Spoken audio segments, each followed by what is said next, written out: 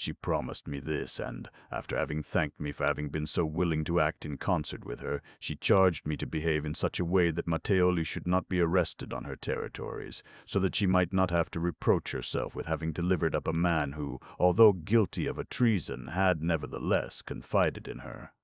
I was this morning with Madame Royale, and, after having represented to her that it was of extreme consequence that Mattioli should be put in a place where he could no longer pay his court to the Spaniards and Venetians by means of the false confidences which I knew him to be making to them every day, I have assured her that I would arrange my plans in such a way that he would be taken to Pignerol without his having any suspicion of it till he was out of the states of her Royal Highness, and on the point of entering the place. She has shown herself satisfied with my assurance, and she has said to me that I could plainly see that she was contributing as much as possible to what would be of service to the king, since she had not. Besides the reasons, sir, which I have already explained to you, I have since had some news tending to determine me to seize Mattioli, Mantua, the originals of the papers relating to the treaty, no matter what pressure this prince, who has only copies of them, may have put upon him, and that he retains them in order to show them to those from whom he wishes to extract money, and who would not believe him upon slighter proofs.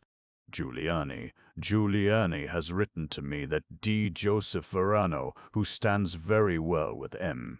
de Mantua, and who has always manifested his desire that his master should place himself under the king's protection by means of the Treaty of Casale, and to whom my letter will be delivered, and not to Vialardi, as I had informed you, having in writing used one name for the other, was to have an interview with him about this affair, and that he will assuredly not enter into any engagement whilst Mattioli is at liberty. Lastly, I have received information from Milan that the Duke of Mantua has asked the Spaniards for 600,000 crowns, declaring to them that not being able to fortify Casale without it, he would not answer for the safe custody of this place, and that the Count de Melgar, who was willing to give them to him, was making useless efforts to raise them, and that he will not obtain them, so that it is probable that this prince, who is only looking out for money, on losing the hope of getting it from Spain, will listen to the offers made him on behalf of the king, and that his majesty will find himself in possession of an important place, which will always remain in his hands, through the death of the Duke of Mantua. One may add that if this prince should happen to die before the execution of the treaty, his majesty would have the right of doing himself justice by producing M. de Mantua's letter, and the full powers which sufficiently authorize the articles which have been agreed on. But it is necessary for this purpose to get them out of Mattioli's hands, which cannot be done if we do not make ourselves masters of his person, since he never carries them about with him. Such, sir, are the motives which oblige me not to allow him to escape, and in order to succeed in the affair, I have written to M. de Catinat that it is necessary that we should see one another at the beginning of the present week. I shall inform him at length of the state in which matters are, and shall tell him to select me a place near to Pignerol, whither I can proceed with Mattioli on a given day, when he shall have returned from the visit which he has paid to Casale, and to send there secretly a few men well armed, because I know that he always carries 2 pistols in his pockets with 2 others and a poniard in his belt. I shall conduct him to this place in my carriage under the pretext of having a conference with Embodiol. Catinat, and I have already so well inclined him to it, that he has testified to me his desire for it, as I have spoken to him in such a way as to remove all kind of suspicion, and as he affects to fear lest the intercourse which we have with one another here should be discovered. He has of himself entered into all the precautions that I have wished to take, and we have agreed, in order to avoid the accidents which might happen, that we will only meet M. Arsman, Catinat, at a spot both out of sight of Pignerol and of the states of the Duke of Savoy. It is there also that I hope to place him in good hands, and I have no doubt but that M. de Saint Mars will be very willing to receive him on M. Catinat's report, and, my word, at least until it shall have pleased his majesty to order otherwise. I am, etc., l'Abbé d'Estrades. On April 29, d'Estrades returns to the charge, and adduces the strong reasons which he considers ought to determine Mattioli's arrest. Giuliani has told me that he has spoken to Don Joseph Verano, who has promised him to do his utmost to renew the affair of Casal, but that at present M.M. de Mantua did not wish to hear anything spoken of except capturing or killing Mattioli, who, he complains, has betrayed him. He has learned from this same Verano that what most disquieted M. de Mantua was that Mattioli had made him ratify the treaty, and that he had kept possession of the ratification with all the other papers concerning this affair, so that when we are masters of Mattioli's person, we will compel him to give up this ratification together with the rest.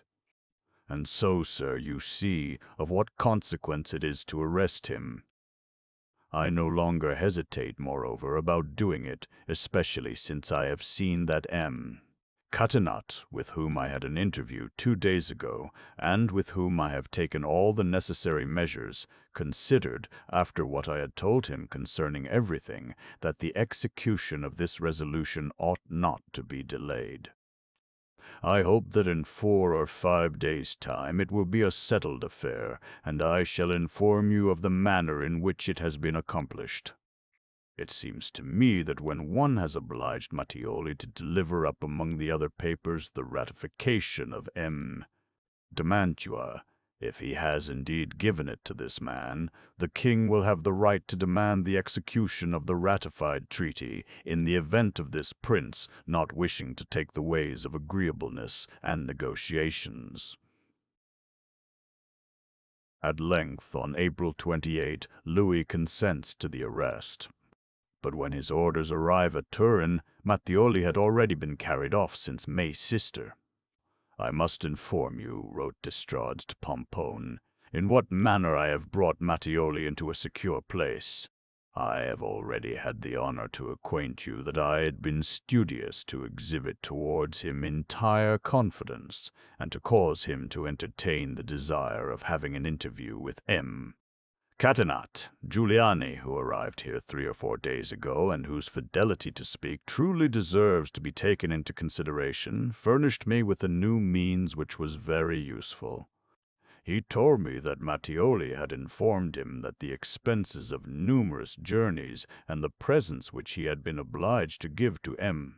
de Mantua's mistresses in order to render them favorable had exhausted his resources, and that he was at present without money. Giuliani did not hesitate to promise that I would let him have what he might require, and on this intelligence I told him, Mattioli, in confidence that we had only to seek expedients to renew our affair, and that, provided the Duke of Mantua still had the same sentiments, it would not be difficult for us to promptly execute the treaty, since Miss Catinat not only possessed the power to cause the troops destined for that purpose to arrive and to command them, but that he also had a very considerable sum to meet all the expenses that he might consider necessary, that Giuliani had represented to me the state in which he was, and that I would cause to be given to him whatever he might desire.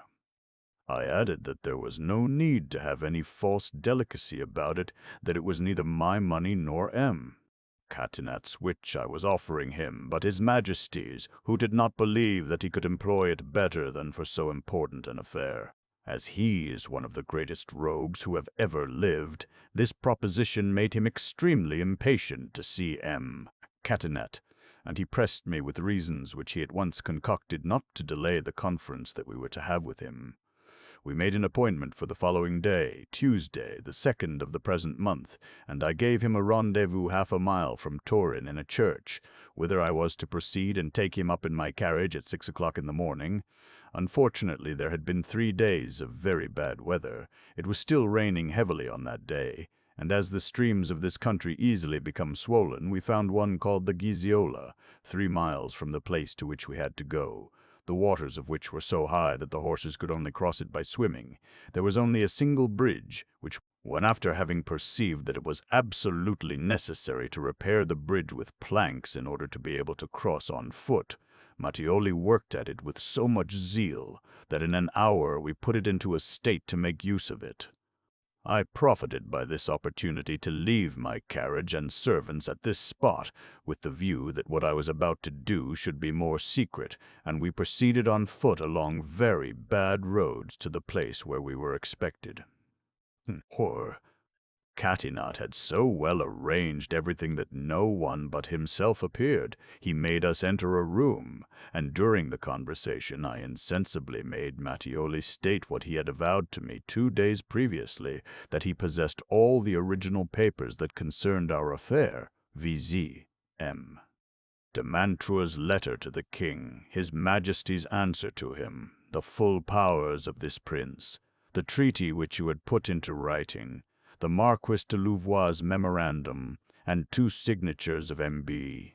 de Mantua, one at the bottom of the treaty so as to serve for the ratification, and the other at the bottom of a sheet of blank paper on which to write an order to the governor of Casale to receive his majesty's troops into his town whenever they might present themselves there. He added that this prince had since done all that he could to oblige him to return these papers, but that he had never been willing to go and find them, that he had only sent him copies, and had deposited the originals with his wife in a convent of nuns at Bologna, called St. Louis, after having invited this confidence towards M.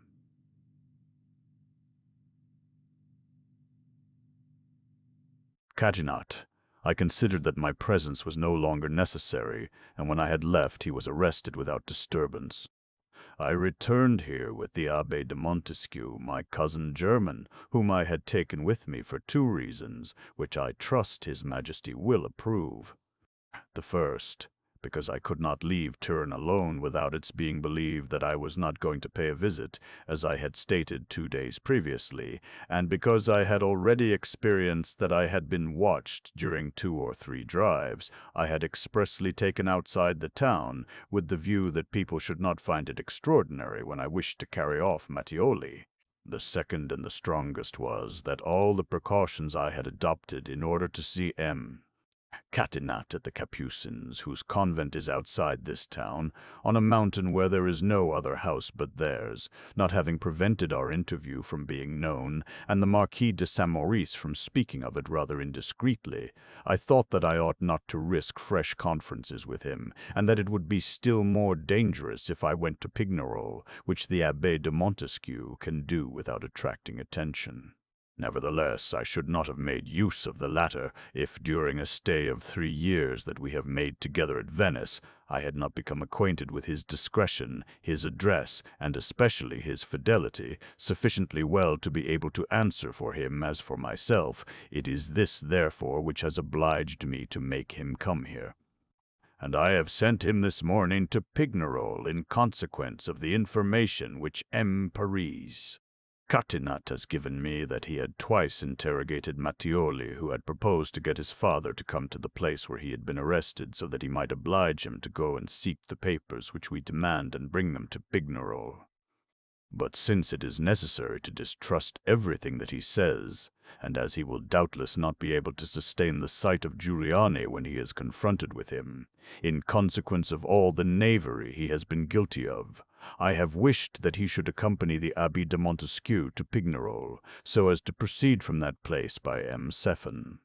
Catinat's orders wherever Mattioli might declare the papers to be concealed, and thus that he who should be charged with this commission might not only be a safe man, but also avoid any kind of accident. 2 days after Mattioli had been taken to the donjon of Pignerol, I caused his valet to be conducted thither with all his clothing and valises by means of one of my servants whom I had already lent to M. Catinat during the journey which he made to Casale. For this I had taken the precaution to bear a letter from Mattioli which he had been made to write, and in which he ordered this valet to come to him in a place where he was obliged to remain 3 or 4 days, and from which he was to depart without again passing through Turin, so that by this means one obtained all that Mattioli had brought here, without having recourse to violence. If I had made use of any other means, I should not have been able to obtain anything from him, since he would never have been willing of himself to give up to me papers which he has so much difficulty in resolving to surrender, even while he is in a condition to fear the punishment of his perfidy. and if I had used towards him the least threat, he would infallibly have left Turin the next day without its being possible to arrest him, except by causing a scandal which would have been very prejudicial. Among the papers seized on Matthioli's person, there were none of those which emanated from the government of Versailles, such as the treaty signed by Pompon, the instructions given by Louvois, the letter from Louis XIV to the Duke of Mantua, and the latter's ratification. It was essential to obtain possession of these, so as to deprive the other powers of the irrefutable testimony of the King of France's attempt and failure. Matthioli at first gave incorrect information respecting the place where they were to be found, but having been threatened with torture and then with death, the unfortunate Count finished by avowing that the famous papers were at Padua, in a place which his father alone knew of. A letter was dictated to the prisoner in which, without even allowing his lot to be suspected, he begged his father to give all the documents relating to the negotiation to the Sieur Giuliani, the bearer of the letter. Matthioli's father, ignorant that Giuliani was a spy, delivered everything to him, and the astute messenger confided to M. de Pinchesni, the representative of the King of France at Venice, the precious originals which were immediately forwarded to Versailles under cover of the embassy. Louis XIV was avenged. Arrived at the zenith of his power, arbiter of the destinies of Europe, which was submissive and mute, audacious and mighty enough to arbitrarily annex vast territories to France in time of peace, having, as yet, broken through all obstacles and triumphed over all resistance, this potentate had just been tricked by a petty minister of a petty Italian court. That one of his projects, which seemed likely to succeed the best, thanks to the weakness as much as to the division or ignorance of his adversaries, that one of his projects on the execution of which so many important consequences depended, and which he had long dreamed over and prepared with infinite precaution and care, suddenly failed through the most unforeseen of accidents, the disaffection of the principal agent of the matter. What a natural subject of raillery for Europe was so great an enterprise as this, resulting in an issue that was almost grotesque.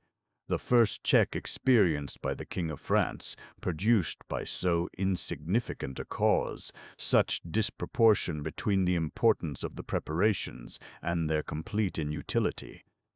The fear of so grave a peril replaced by the certainty of being delivered from it. Louis XIV, faster, endeavored to save himself by destroying forever the official proofs of his attempt and failure, by causing the chief culprit to disappear, and by recalling his troops in as secret a manner as he had assembled them at Briançon. He renounced his enterprise with such promptitude that in some degree he seemed never to have commenced it. It was in vain that d'Estrades, who was so interested in the success of the negotiation and caught at everything in order to prolong it, begged the government of Versailles to leave him completely at liberty in this respect. The minister's refusal was formal and tinged both with pride and bitterness. "It is not His Majesty's intention," writes Pompon to d'Estrades, August 4, 1679, "to follow the course you propose in this affair, nor to commit so great an enterprise to the measures you might be able to take. If he ever forms the design of pursuing it, you may be assured that those of which he may make use will not fail him. So you need not venture to attempt anything in this matter. No doubt the court of Savoy was fully aware of the intrigue, but Louis XIV was master at Turin. No doubt Matthioli's voice had made itself heard at Venice and Milan, but it was now stifled forever, and with the recollection of his warnings was to be mingled that of his mysterious disappearance, and a salutary fear caused by the strangeness of his fate. Moreover, however humiliated Louis XIV may have been, he still employed most haughty language towards Madrid. He exacted and obtained from Spain the immediate release of Baron d'Asfeld, who was a prisoner at Milan, and also a formal disavowal of the governor who had ordered his arrest.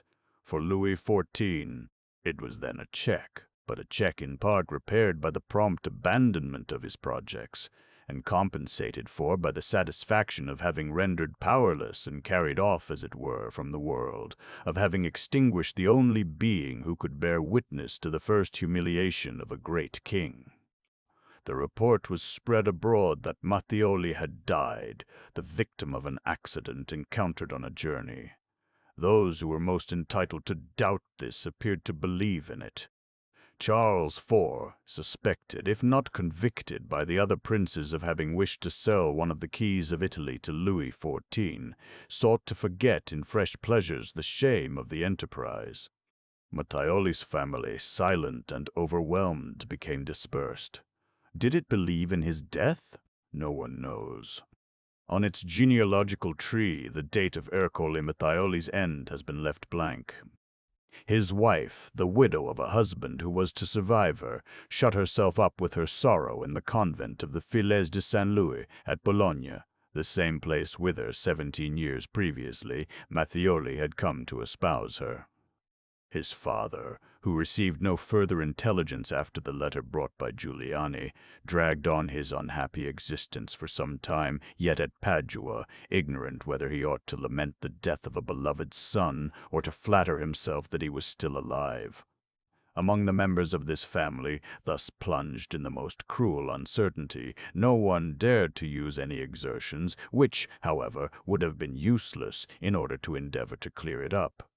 Feeling themselves menaced by the mysterious blow which had fallen upon one of them, they were silent and submissive, assured of their want of power, and certain that their inquiries would be useless, and possibly not unattended with peril. Chapter 21. Period from which the theory that makes Mattioli the man with the iron mask dates.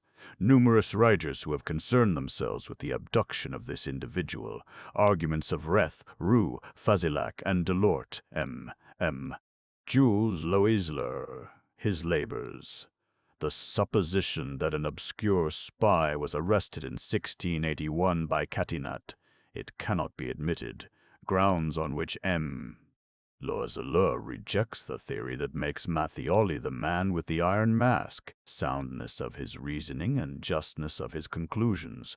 Prisoners have no history. Their monotonous and uniform existence cannot be described. Their lamentations remain without response. Their sufferings have no other witnesses but their gaolers. Their confidence is received by nobody. Poets alone imagine and sing the bitter sorrows of captivity. The story of Mattioli's imprisonment derives all its interest from the supposition that he may possibly be the man with the iron mask. Of the life of the captive in his prison we have nothing, or almost nothing. Louis XIV has succeeded in surrounding with uncertainty and mystery the punishment of the audacious man who had deceived him. A single attempt, if not to corrupt, at least to interest in his lot.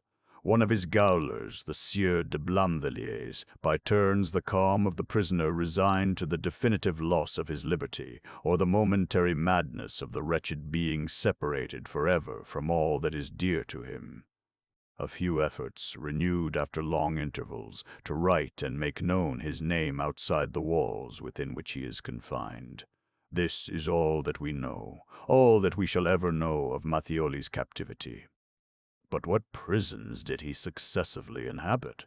Where did he drag out his existence, and, above all things, where did he terminate it? Ought we to behold in him the man with the iron mask?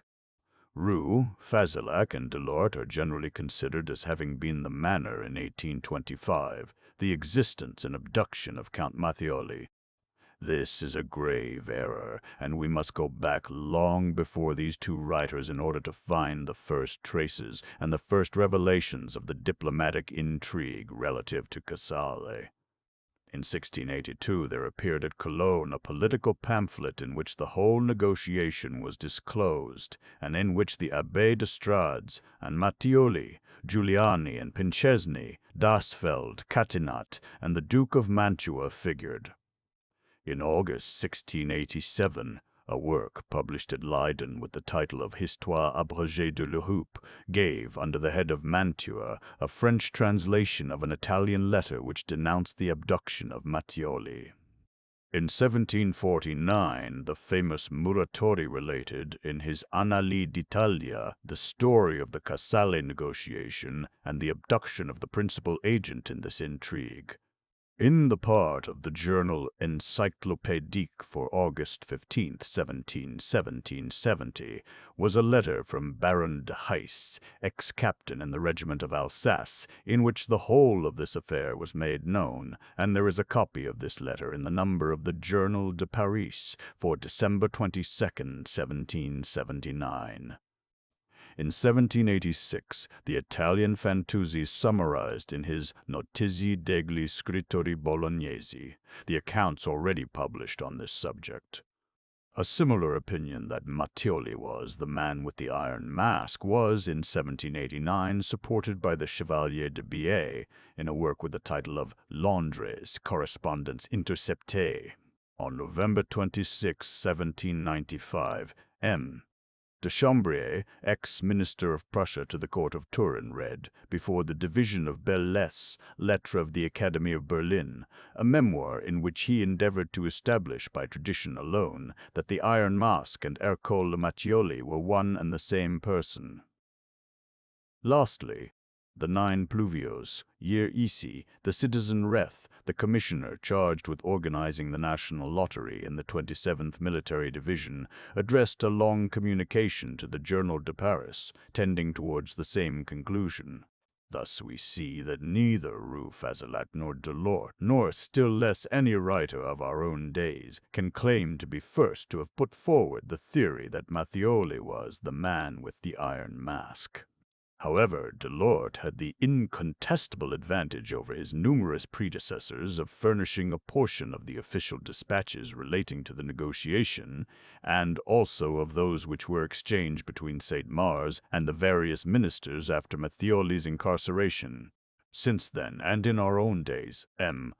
Camille Rousset, in his Histoire de Louvois, has in his turn disclosed the intrigue concocted by d'Estrades, the Duke of Mantua, and Mattioli, and contenting himself with merely giving his opinion on the Iron Mask, in a short note, has declared that he sees in him the faithless minister who betrayed Louis XIV. Depping, in his correspondence Administrative Sous Louis XIV, also adopts this view. But they have neither of them endeavored, nor indeed did it belong to their subject, to establish what I shall term the perfect agreement and exact correspondence between the individual carried off from near Pignerol, May 2, 1679, and the prisoner who was interred in the Church of St. Paul, November 20, 1703. Here is the knot of the question. We have just seen, and this, moreover, has been known since a long time, that Mattioli was carried off in 1679 by a French ambassador and taken violently to Pignerol. But it is no longer a question merely of this intrigue, which is simply a preliminary portion of the problem with which we are occupied. It is necessary to follow the Duke of Mantua's minister from prison to prison, and to ascertain not only if he may not have been, but also if he could have been, any other than the mysterious prisoner conducted in 1698 by Saint-Mars from the Isle Sainte-Marguerite to the Bastille, where he died in 1703. Delort believed he had proved it. His conviction was profound, and to many persons his demonstrations seemed irrefutable. On what grounds, then, did it rest, and how has a judicious writer of our own days entirely overthrown it? On May 3 and 3, 1679, when Mattioli and his valet were incarcerated at Pignerol, this state prison contained, besides Fouquet and Lauzun, 4 prisoners, incontestably obscure and of very slight importance. 1. Eustache Dogger, brought there August 20, 1669, had for some time acted as Fouquet's valet. Another arrived at Pignerol April 7, 1674, was a Jacobin monk, a finished scoundrel, wrote Louvois, who cannot be sufficiently maltreated or made to suffer the punishment he has deserved.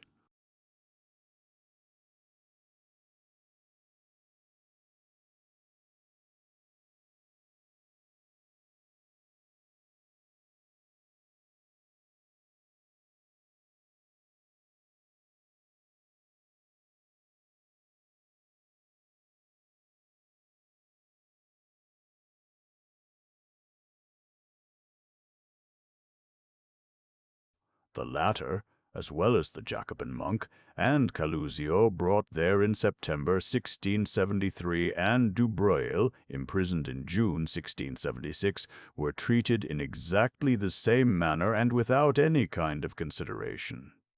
The expense for each of them was not to exceed 20 sous a day, and they were so insignificant that when Saint Mars was called from the command of the Donjon of Pignerol to the government of exiles, Louvois requested from him a less incontestable that he left the citadel April 26, 1681.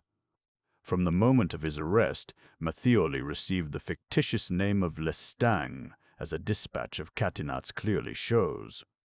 He was sometimes designated by his right name, sometimes by this fictitious one. A letter from Louvois, August the 16th, 1680, authorizes Saint Mars to place the Sieur de Lestang with the Jacobin, so as to avoid any intercourse between two priests, and Saint Mars's reply, dated September 7th, 1680, shows that Matthioli was confined with the Jacobin monk in the lower tower. In this letter, St. Mars informs the minister that Matthioli at first thought that he had been placed with a spy charged to watch him and give an account of his conduct. But the monk, a prisoner since several years, had become mad, of which Matthioli was soon convinced by seeing him one day get out of bed stark naked and preach, as well as he could, without rhyme or reason. The same letter shows St. Mars to us, just as we have always known him, and watching through a hole over the door what his prisoners were doing. On May 12, 1681, Louvois, when announcing to St. Mars his nomination to the governorship of exiles, rendered vacant by the death of the Duc de Lesdiguières, orders him to take with him the two prisoners of the lower tower. According to Rue Fazillac, Delors, and all those who have occupied themselves with this question, these two prisoners are undoubtedly Matthioli and the Jacobin monk. On January 20, 1687, Saint Mars, whose health had been affected by the rigorous climate of exiles, was appointed to the governorship of the Isles Saint Honorat and Saint Marguerite in the Sea of Provence. He took with him one prisoner only. Reth and Delort do not hesitate to admit that, of the two prisoners in question, he who was taken by Saint Mars to the Isles, Saint Marguerite, was Matthioli. Though unable to furnish a sure proof of it, they have no doubt.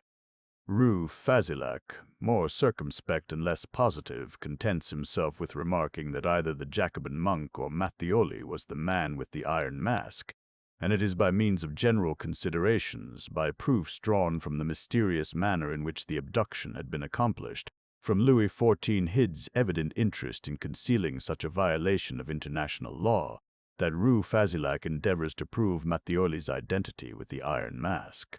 Thus, of the very numerous writers who have advanced this opinion, some, such as Baron de Heiss, M. de Chambrier, M. Depping, and M. Depping, and M. Camille Rousset, have done so by only taking account of the circumstances accompanying the abduction, by invoking probabilities, and by showing a preference.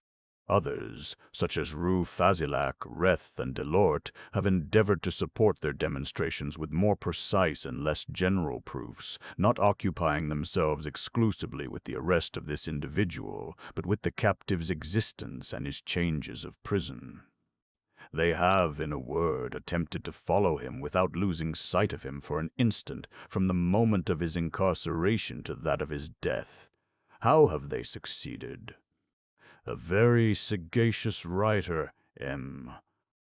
Jules Loiseleur, has, for some years past, applied the processes of a rigorous historical criticism and the qualities of a penetrative mind to some of those secondary questions which the historian often neglects or avoids, either because they would retard the rapidity of his progress, or because their exact solution would perhaps be contrary to the general theory upon which the ensemble of his task has been conceived. These species of minute inquiries, pursued according to a judicial model, concentrate the attention upon certain points, isolated from all others, and present, with some inconveniences, some precious advantages. For if, by such a process, we cease to take account of the necessary influence of general facts, if the marvelous chain of causes and effects be a little neglected, this method, in return, assures to him who employs it entire liberty to study the question under all its phases, and above all things frees him from any preconceived idea, from the necessity of sacrificing himself to a theory, or of obeying too servilely the conditions of art or the sovereign rules of proportion. It is thus that M. Loiseleur has studied, by introducing new documents into the discussion, the question of the pretended poisoning of Gabrielle d'Estrées and of the supposed marriage of Anne of Austria and Mazarin. The problem of the man with the iron mask has also attracted the scrupulous attention and meditations of this trained mind. Loiseleur has not brought forward any new documents in considering this question. It is to those already published that he has directed his examination, and to the theory that makes Matthioli the man with the iron mask. The following is the first result of his observations. In August 1681, at the moment when St. Mars is about to leave Pignerol for exiles, of which he had just been named governor, he receives an order from Louvois to defer his departure. The affair of Casale, abandoned, as we have seen after Matthioli's arrest, had been taken up again 2 years afterwards.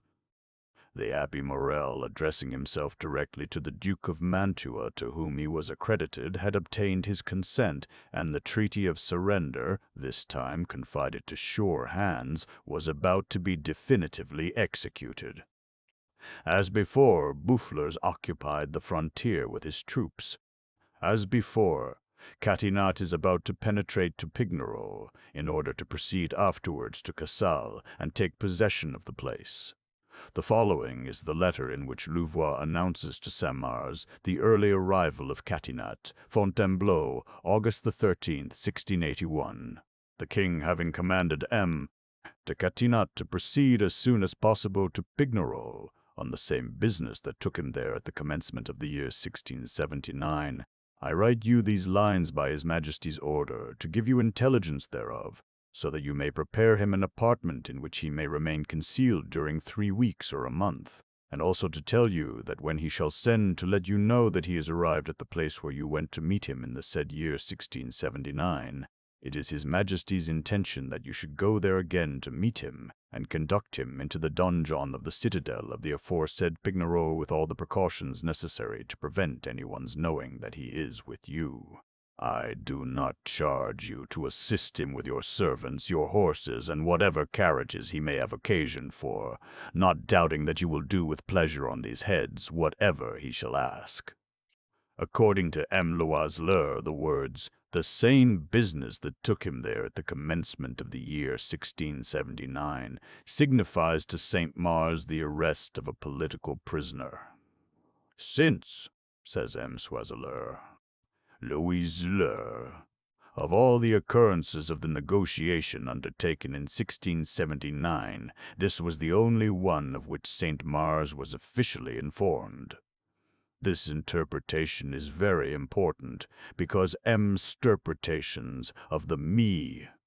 Loiseleur seems to conclude from it that in 1681, as in 1679, Catinat was sent to Pignerol to arrest a new individual and confide him to the care of Saint-Mars.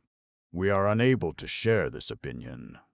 The words in question have evidently only one meaning, the taking possession of Casale. Catinat was not sent to Pignerol to arrest Matthioli, since Louvois' letter announcing to St. Mars the first arrival of this officer is dated December 29, 1678, when there was not only no intention of carrying off the Mantuan minister, but when his good offices were continued to be employed, without the suspicion of any treason which, indeed, did not as yet exist. Moreover, If Catinat remained 3 months at Pignerol during January, February, and March 1679, it was because the execution of the Treaty of Casale was continually hoped for, and because multiplied and diverse efforts were made to obtain from Mattioli the exchange of the ratifications.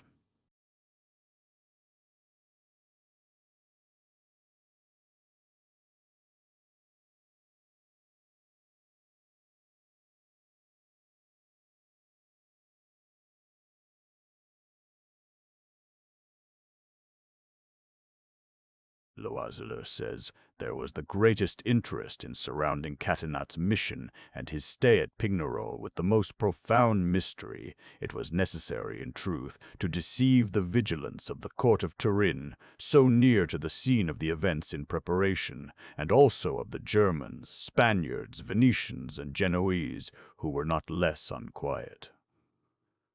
No doubt. And this is one of the reasons why Catinat took an assumed name.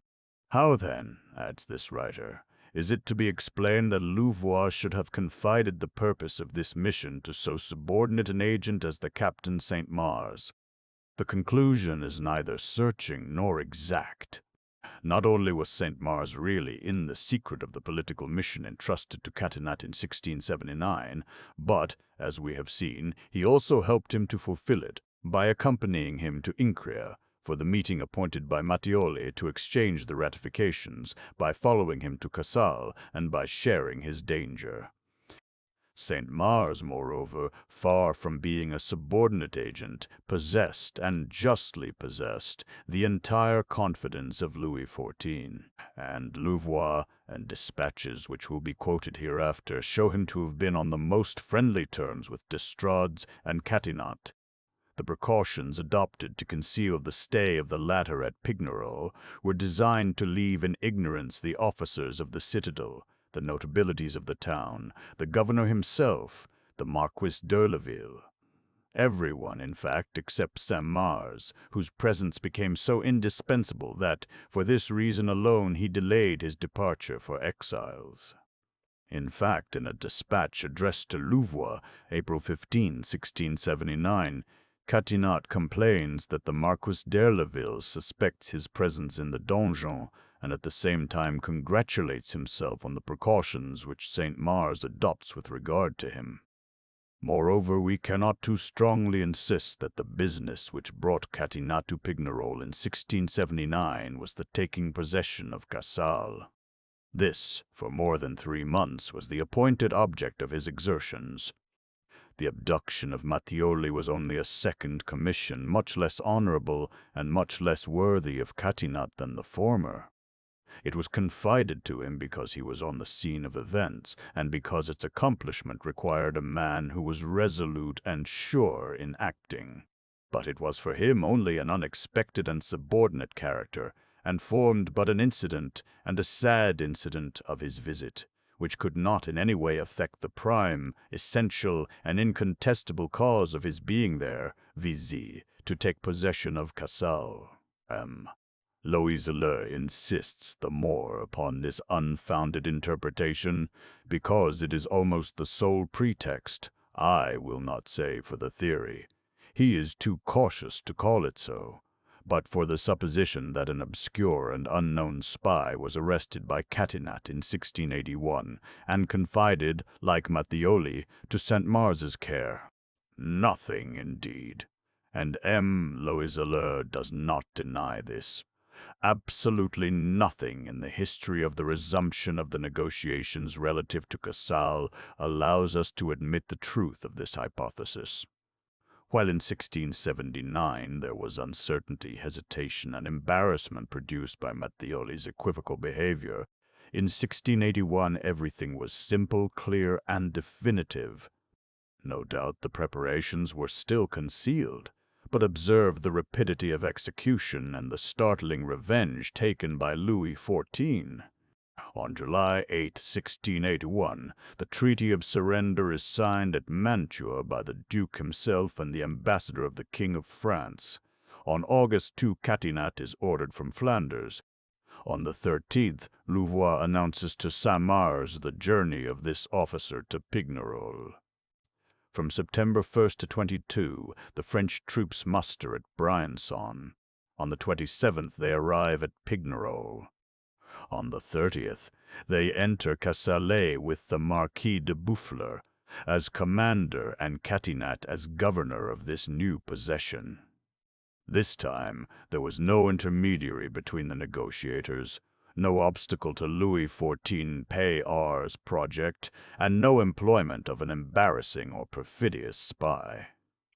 There is nothing that is suspicious, nothing that is obscure in the dispatches relating to this enterprise. There is no void in them, nothing has been suppressed. Moreover, and this is a point upon which we cannot too strongly insist, the king, the ministers, and the ambassadors who penned them could not foresee that they would one day no longer be buried in the impenetrable archives of Versailles, but be delivered to investigation and comment. Where is there anything in them about that obscure spy whom Catinat is said to have arrested? Monsieur Loiseur has wished rather to open a new field for conjecture than to put forward a definite opinion.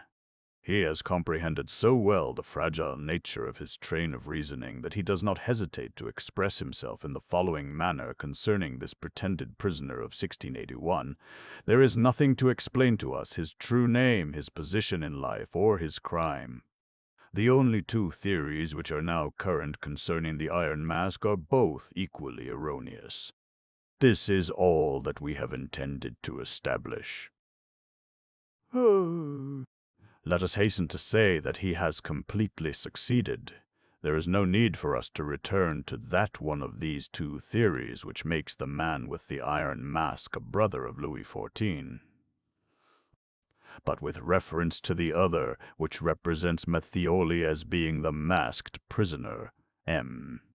Loiseur's refutation of it is very remarkable, and the researches which we have made, as well as the new documents which we have brought to light, confirm what his clear-sighted sagacity had enabled him to discover.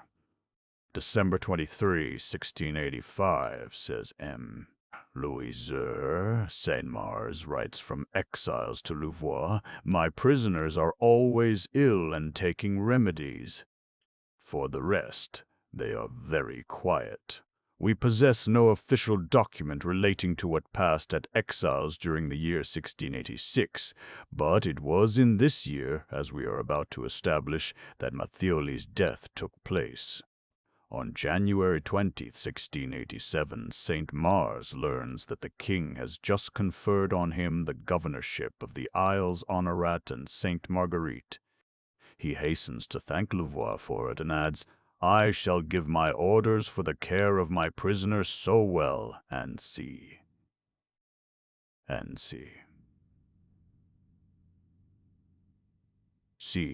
Thence, mere Loiseur concludes that either in 1686 or in January 1687, one of the two prisoners had died. He also adduces the testimony of Father Papon, of the Oratory, who, visiting the Isles Sainte Marguerite in 1778, questioned an officer there named Claude Souchon, then 79 years old, and whose father had formed one of the Free Company of the Islands in the time of Saint-Mars. Now, both in a memorandum drawn up at the request of the Marquis de Castellane, governor of the islands, and in his replies to Father Papon, the Sieur Souchon said he had heard from his father that the envoy of the empire, the Duke of Mantua, was a prince of the empire, carried off by order of Louis XIV, died 9 years after his arrest, that is to say, in 1688. Muratori relates this tradition, and it is also confirmed by the fact that the name of Matthioli disappeared entirely from Saint-Mars's correspondence previous to his departure from exiles. The following dispatches from Louvois to Saint-Mars, till now unpublished, justify M. Loiseur's suppositions. Fontainebleau, October 9th, 1686. I have received the letter that you have written to me the 26th of last month, which requires no answer except to say that you should have named to me which of your prisoners it is that has become dropsical. Fontainebleau, November 3rd, 1686. I have received your letter of the 4th of last month. It is right to cause that one of your two prisoners who has become dropsical to confess when you perceive the appearance of an approaching death. Till then neither he nor his companion must have any communication. Versailles, January 13th, 1687. I have received your letter of the 5th of this month, by which I learn the death of one of your prisoners. I do not reply to you concerning your desire to change your government, because you have since learned that the king has granted you one more important than yours, with a good climate, at which I am delighted, and I rejoice again with you at the share which I have taken in what concerns you. Thus we see that the death of one of the two prisoners brought by Saint-Mars from Pignerol to exiles is undeniable. Supposing that we reject the testimony of the Sieur Souchon, which, although not possessing the character of an official document, does not the less deserve the most serious attention.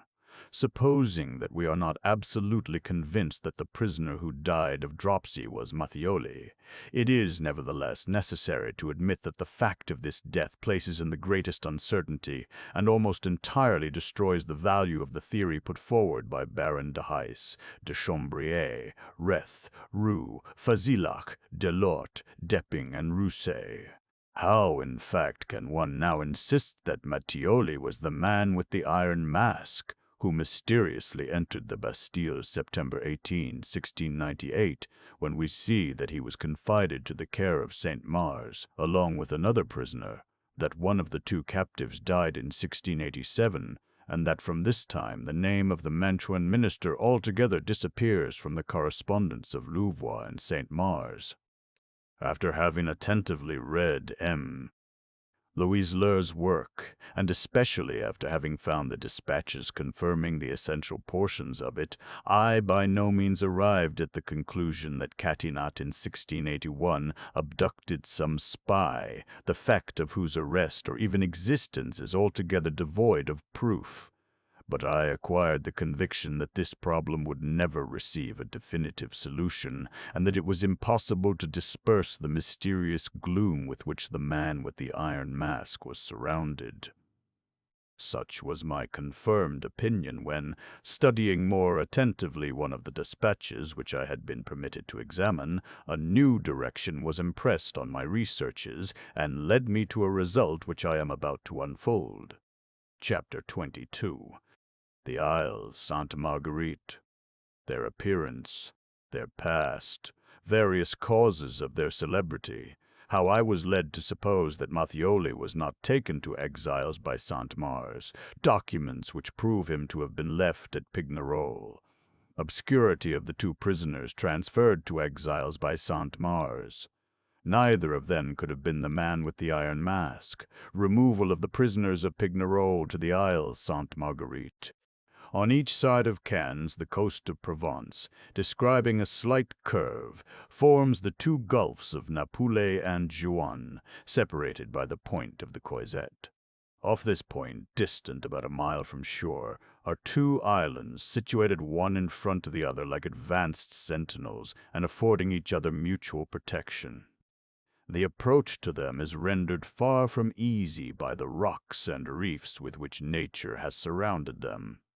Both are oblong in shape, lying from east to west, and the one nearest to the shore is also much the larger.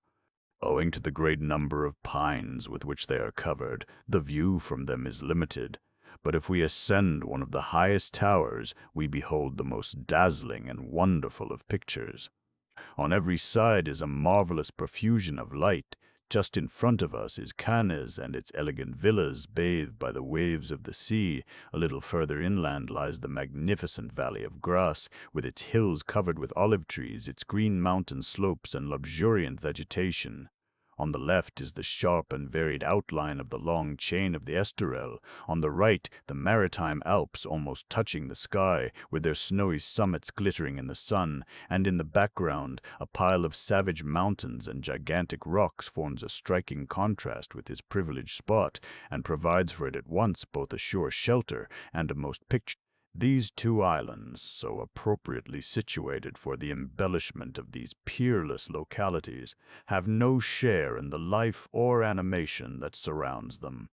As a rule, uncultivated and inhabited solely by their garrison and a few fishermen's families, intersected here and there by ancient salt marshes, and of a sad and monotonous appearance, one would say that they belonged altogether to the past.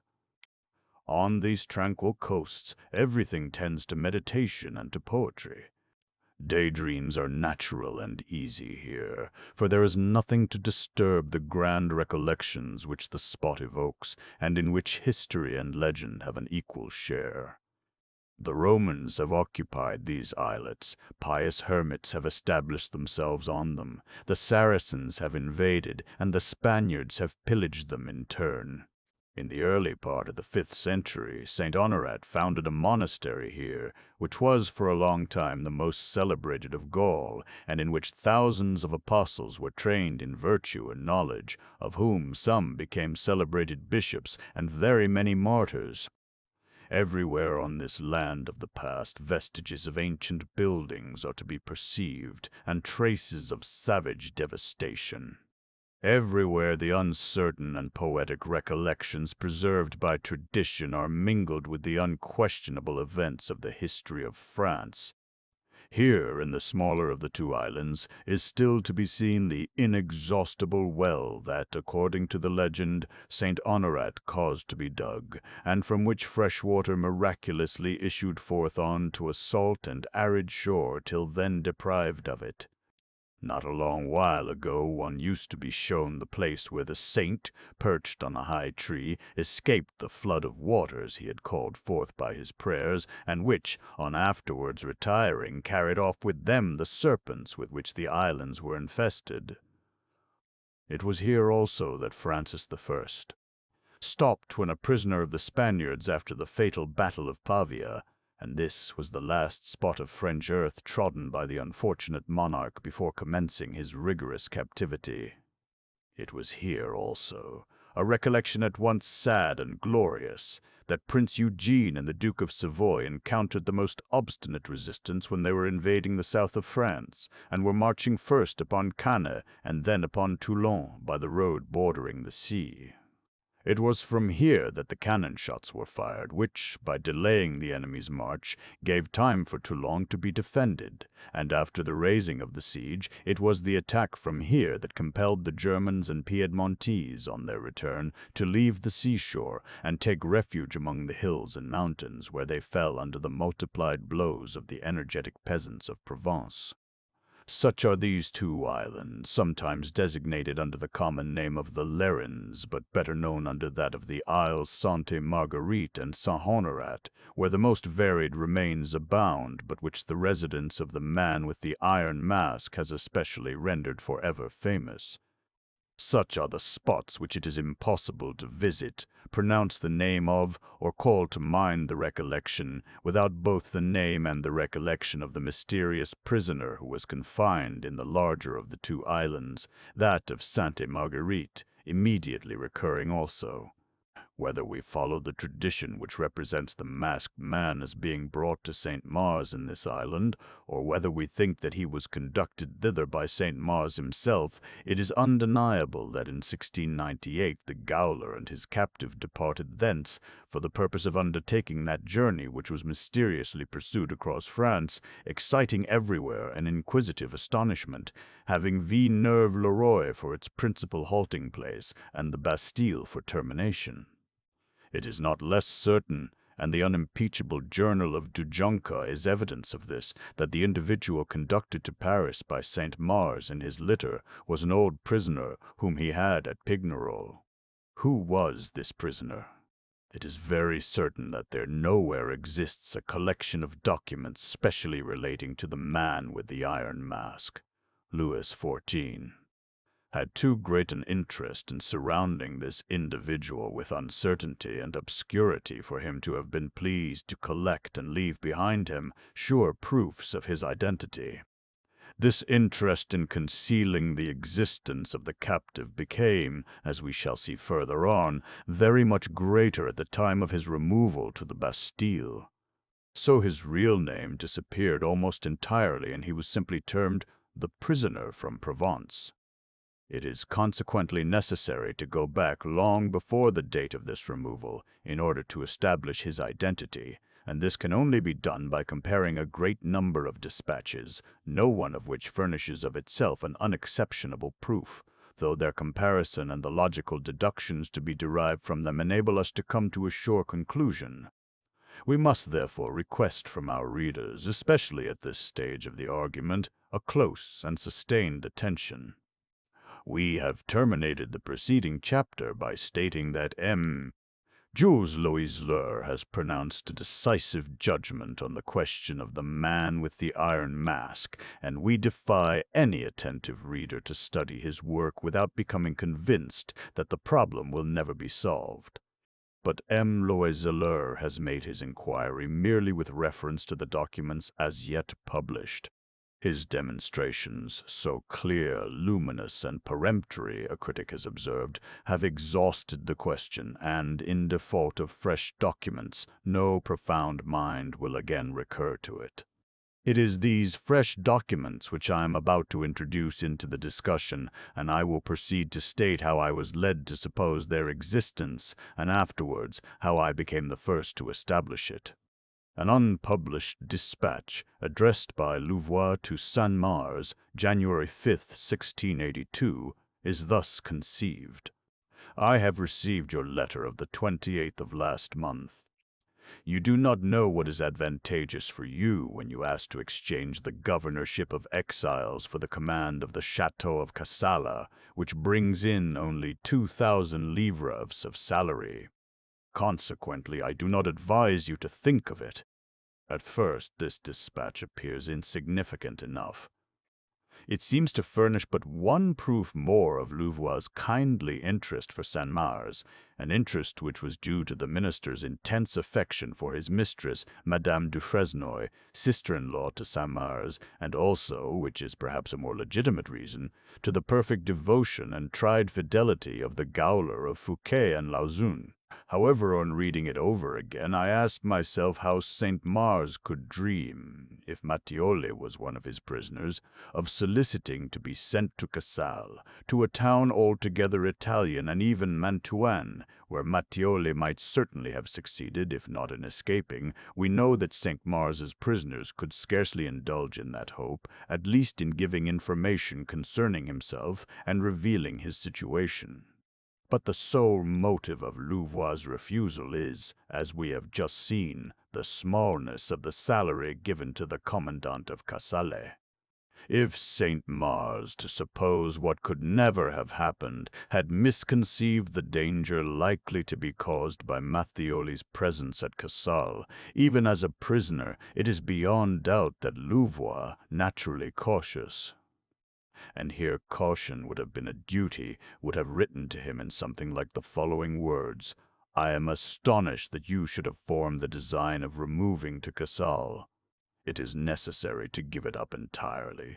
But on the contrary, Louvois finds no other inconvenience in this plan than that of the inferiority of the salary attached to the duties of Cassale, and he concludes with these words: "I do not advise you to think of it." It is the friend, full of solicitude, who speaks, and not the minister energetically rejecting a proposal so contrary to the interests confided to him. It was this dispatch which first suggested to me the idea that, contrary to the general opinion, Matthioli was not taken by Saint-Mars from Pignerol to exiles.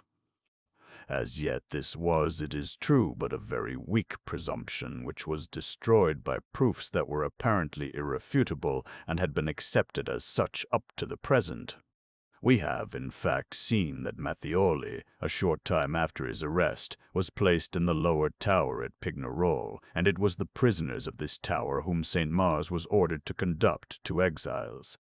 Louvois' dispatch of June 9, 1681, concludes with these words: "With regard to the effects belonging to the Sieur Matthioli, which are in your possession, you will have them taken to exiles, in order to be able to give them back to him, if His Majesty should ever order him to be set at liberty."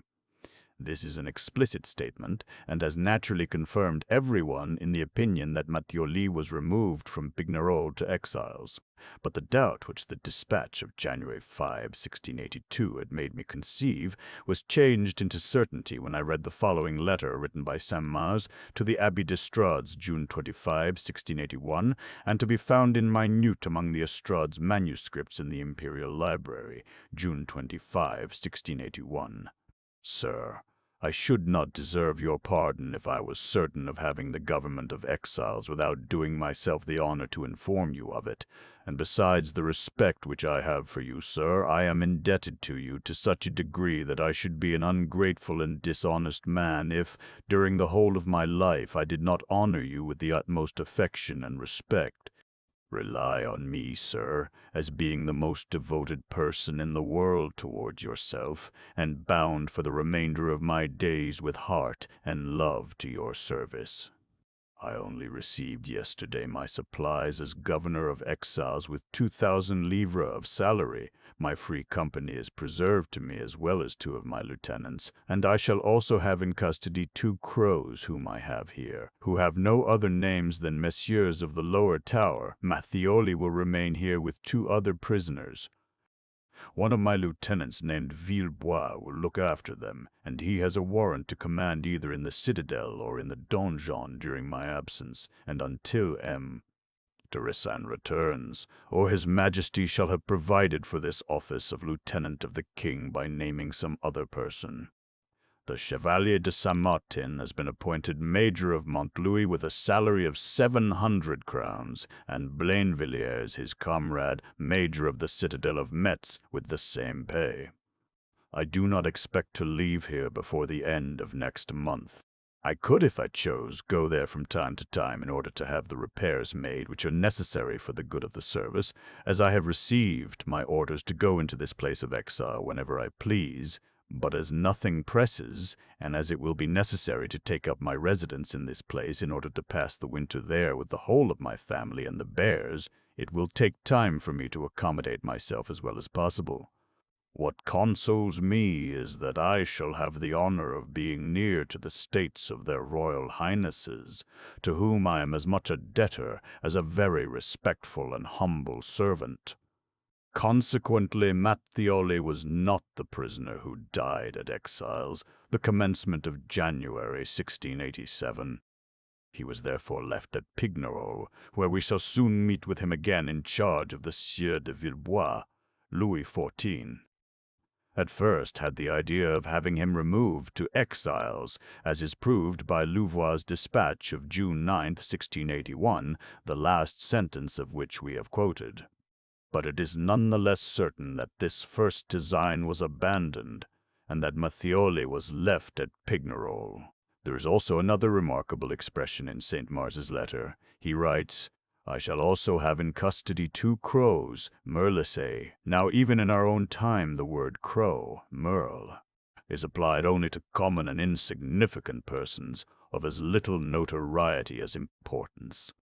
Up to the present, however, it is in one of these 2 crows that people have seen the man with the iron mask. Is it objected that one proof alone is not sufficient to establish the entire obscurity of these 2 prisoners of St. Mars?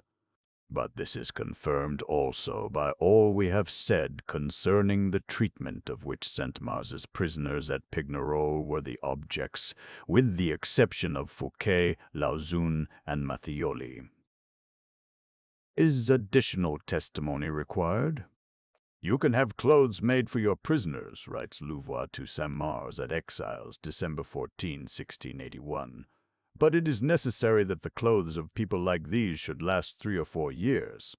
As usual, the minister's orders were punctually executed by his representative, and when Saint-Mars left Exiles to proceed to the Isle Sainte-Marguerite, he wrote to Versailles that the prisoner's bed was so old and worn out. We have previously seen that one of the prisoners was still alive in 1687, the other having died in the early part of January of the same year, as well as everything he made use of, both table linen and furniture, that it was not worth. St. Mars arrives at the Isles Sainte Marguerite, which as yet had not been used as a state prison, as they are at present. Obeying Louvois' orders, he causes some new buildings to be erected, in which he receives in turns various prisoners, especially Protestant ministers. Does the gaoler's behavior change at this period? Is it then that we find a trace of those peculiarities which are so abundantly proved, and which form one of the characteristic features of the story of the man with the iron mask? The following dispatch from Barbezieux to Saint-Mars will furnish us with an answer.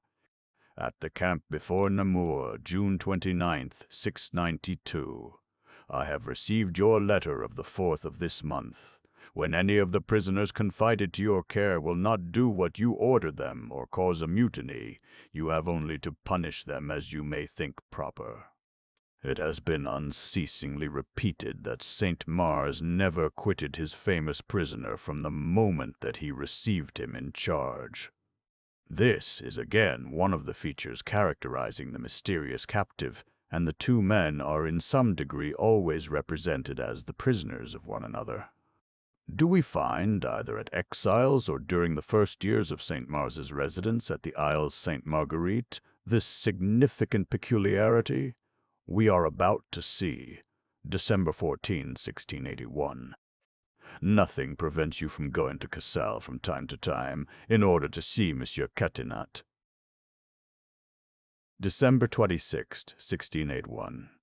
His Majesty does not disapprove of your sleeping away from exiles for one night when you desire to pay a visit in the neighborhood. Turin, January 9th, 1682. Monsieur de Saint-Mars arrived at Turin yesterday. Some time ago when he passed through here, he did me the honor to stop with me, but this time M. de Massin has the preference. April 18th, 1682. The king does not disapprove of your going to pay your respects to the Duke of Savoy. March 7, 1685. The king is willing that you should go for change of air to the place you may think best for your health. March 20, 1685. Madame de Saint-Mars having told me that you wished to go to the baths of Aix in Savoy, I have informed the king, and his Majesty has commanded me to acquaint you that he is pleased to grant you permission to absent yourself from exiles on this ground for the space of a fortnight or 3 weeks. July 5th, 1688. The king approves of your absenting yourself from the place where you command, 2 days a month, and also of your returning the governor of Nice the visit he has paid you.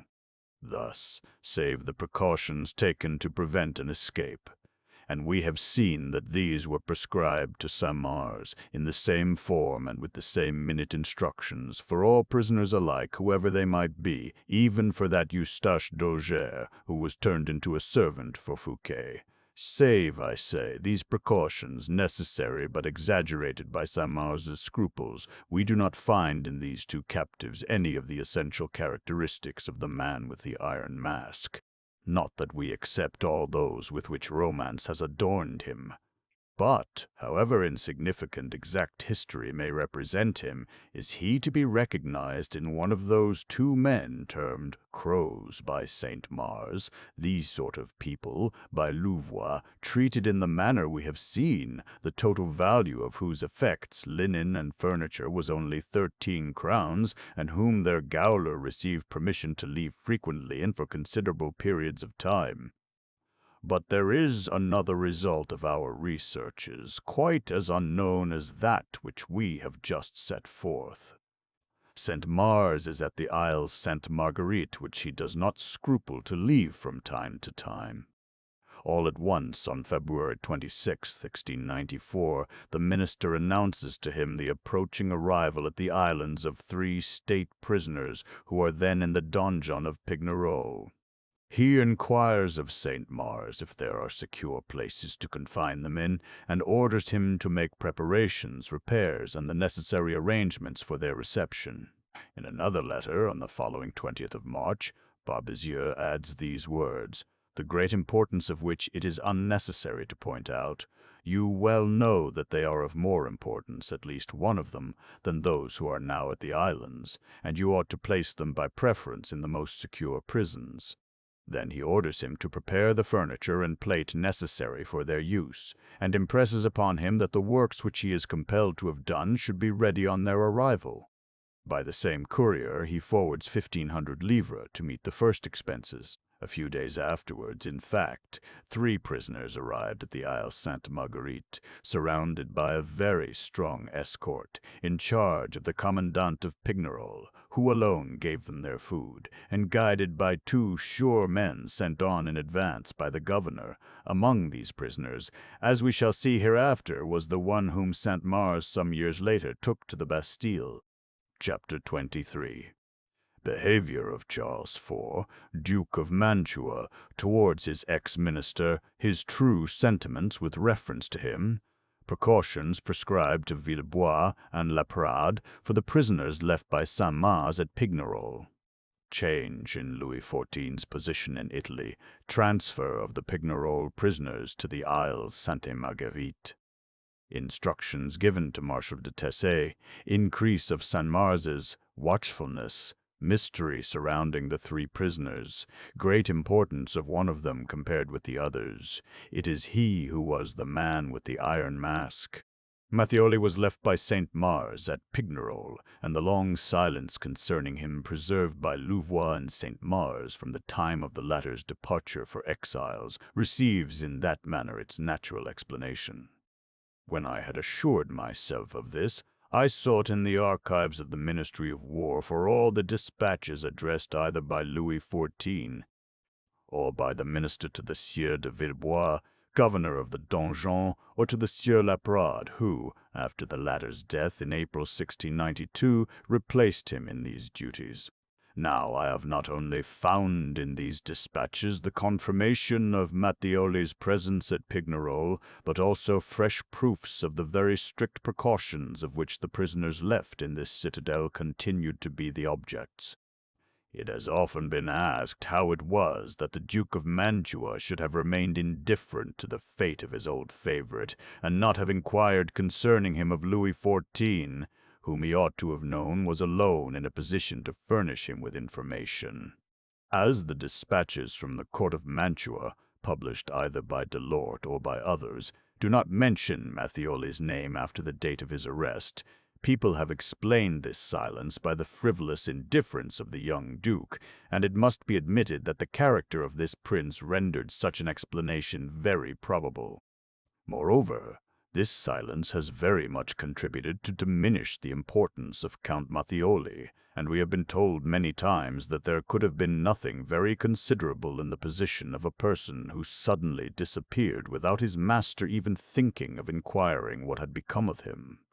But this is an error, however light and careless Charles IV may have been. He did occupy himself with the fate of Matthioli, but far from endeavoring to deliver him, he regarded his release as a danger.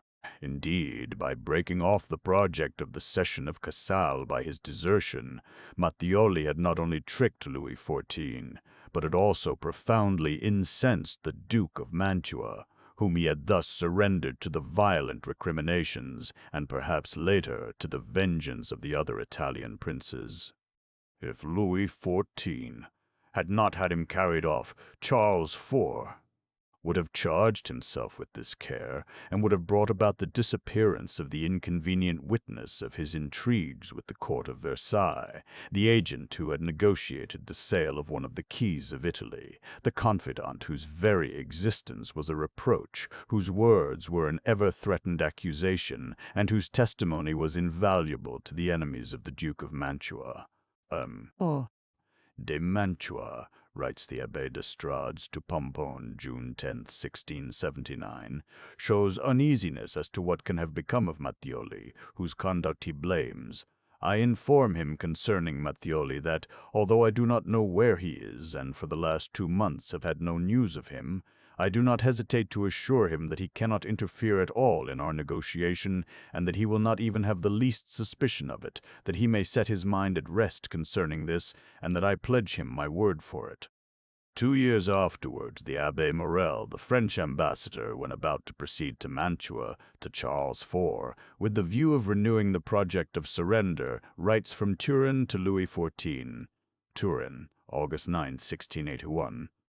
"I have no doubt that on my return to Mantua the Duke will question me as to what will be done with Mattioli after the execution of the treaty. Perhaps it would be as well to give me a line of information on this point." And Louis XIV himself replies in a manner to calm Charles IV's uneasiness, but still without revealing the place of Mattioli's confinement. Fontainebleau, August 28, 1681. "I have already informed you that you may assure the Duke of Mantua that Mattioli will not leave the place where he is without the consent of that prince, and if there are any other measures to be taken for his satisfaction, you will inform me of them. On this, etc. Can one have any doubt of the true sentiments of the Duke of Mantua after reading the following dispatch? The Duke of Mantua has learnt with much joy and with sentiments of lively gratitude what it has pleased your Majesty to order me to inform him concerning Mattioli. He had intended to thank me this evening personally in an audience which he wished to accord me, but I have found it impossible to attend owing to a very painful rheumatism in the neck, which has forced me to keep my bed during the last 3 days. This joy of Charles IV, on learning that he no longer had to dread the sudden appearance of his accomplice, is sadly significant. He could again treat with Louis XIV, without fearing lest his too well-informed ex-minister should proceed to impress upon the attention of the other princes the conditions to which the Duke of Mantua had agreed, by consenting to put himself under the complete control of the most dangerous of Italy's enemies. Everything thus combined to perpetuate the confinement of the unfortunate minister and the interest of Charles IV, as much as the pride of Louis XIV required that he who had deceived the one and humiliated the other should be removed from the world forever. This was done, and we have seen with what a mystery and with what an abundance of precautions and minute cares Villebois was charged to guard him at Pignehole after Saint-Mars's departure for exiles. Villebois never once left his prisoner. On March 22, 1682, actuated by a scruple similar to those which had often possessed Saint-Mars, Villebois asked the minister to whom he was to confide the care of his prisoners if he should fall ill. Louvois replied, "To the one in whom you have most confidence." "The king approves," wrote the minister, April 13, 1682, "of your lending the prisoners with whose care you are charged the books of devotion which they ask of you, taking all due precautions that these may not serve to give them intelligence of any kind." With reference to the priest whom the prisoners ask for, we read in a dispatch of December 11, 1683, "I have to tell you that they should only be allowed to confess once a year." "I have received your letter of the 14th of last month," writes Louvois, May 1, 1684, "from which I perceive, valet, towards you and the manner in which you have punished him, which must certainly be approved of, and you ought always to act in the same manner on a like occasion." On November 26, 1689, Louvois learns that someone had come by night to a door of the bastion of Pignehole, where the apartments of the prisoners are situated, with the intention of getting in, and he orders Villebois to omit nothing to endeavor to discover those who have done so. On July 28, 1692, when the Sieur de la Prade is about to assume the governorship, left vacant by Villebois' death, Barbezieux writes to him that he cannot take too many precautions for the security of the prisoners with whose despite these incessant precautions, and the vigilance of which he was the object, Mattioli still endeavored to give tidings of himself, but it was only on the linings of his pockets that he managed to write a few words. He was discovered, and the minister writes to Laprade, December 27, 1693, "You have merely to burn what remains of the little pieces of the pockets on which Matthioli and his man have written, and which you have found in the lining of their coats where they had hidden them." This care in destroying everything that might reveal Matthioli's presence at Pignerol had at that time become especially necessary. It was no longer, as in 1679, merely Louis XIV's pride which exacted that the greatest mystery should surround his victim's existence. Since the date of the abduction, the face of things in Italy had changed. The King of France could no longer hold forth there as a master. His armies had ceased to be constantly victorious, and he was expiating his impolitic and inopportune interference in the affairs of the peninsula.